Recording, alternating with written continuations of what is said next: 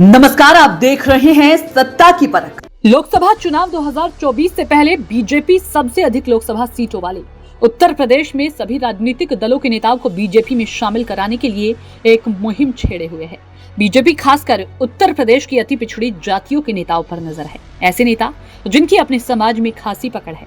बसपा से राजनीति शुरू करने वाली वर्तमान में प्रयागराज से सपा विधायक पूजा पाल जल्द ही पाला बदल कर बीजेपी में शामिल होने जा रही हैं। सपा विधायक पूजा पाल बीजेपी में शामिल होने से पहले अपनी विधायकी से इस्तीफा देंगी। सूत्रों की माने तो पाल समाज को बीजेपी से जोड़ने के लिए आने वाले समय में पूजा पाल को मंत्री पद या सांसद के टिकट जैसी अहम जिम्मेदारी मिल सकती है। इतना ही नहीं, पूजा पाल के बीजेपी में आने से पार्टी पिछड़ों के बीच और भी मजबूत होगी। बीजेपी इन दिनों लगातार समाजवादी पार्टी के राष्ट्रीय अध्यक्ष अखिलेश यादव को झटके पर झटके दे रही है। इससे पहले बसपा से अपना सियासी सफर शुरू करने वाली दारा सिंह चौहान को एक बार फिर बीजेपी में शामिल कर लिया था।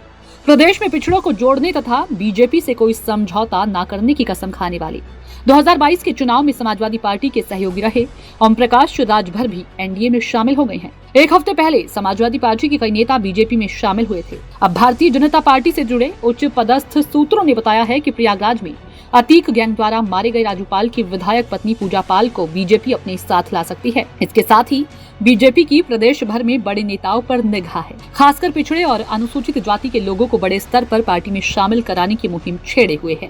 इसी कड़ी में बीजेपी को बसपा के पूर्व प्रदेश अध्यक्ष रहे और वर्तमान में सपा विधायक इंद्रजीत सरोज जल्द ही दूसरा झटका देने वाले हैं। वह कौशाम्बी जिले के मंझनपुर से विधायक हैं और 4 बार विधायक रह चुके हैं। वह एक समय बीएसपी प्रमुख मायावती के बेहद करीबी थे। हाल ही के दिनों में उन्हें अखिलेश यादव के करीबी लोगों में गिना जाता रहा है। वह साल 2018 में बीएसपी छोड़कर समाजवादी पार्टी में शामिल हो गए थे। भारतीय जनता पार्टी यूपी में मिशन 80 का लक्ष्य लेकर चल रही है। अपनी चुनावी चैसर पर गणित सेट करने के लिए बीजेपी जल्द ही उत्तर प्रदेश में समाजवादी पार्टी का भी कई और बड़े विकेट गिर सकते हैं। सूत्रों के मुताबिक पार्टी पूजा पाल को सराथू या प्रयागराज सीट से बीजेपी की लोकसभा उम्मीदवार बना सकती है। साथ ही पूजा पाल बीजेपी में आने की उम्मीद के साथ साथ समाजवादी पार्टी के कई अन्य नेता भी बीजेपी में शामिल हो सकते हैं। पार्टी आक्रामक तरीके से विपक्ष को मजबूत नेताओं को जोड़ने पर विचार कर रही है।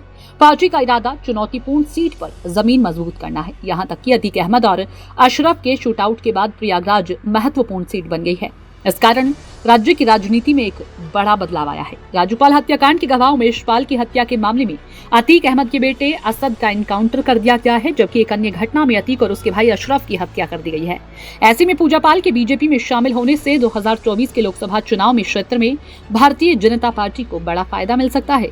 बीजेपी प्रदेश में पिछड़ों के बड़े वर्ग के स्थान पर छोटे छोटे वर्गों के नेताओं पर डोरे डाल रही है, जिससे प्रदेश की लोकसभा की सभी सीटों पर विजय पताका फहराई जा सके। देखिए सत्ता की परख के लिए हर्ष सिंह की रिपोर्ट।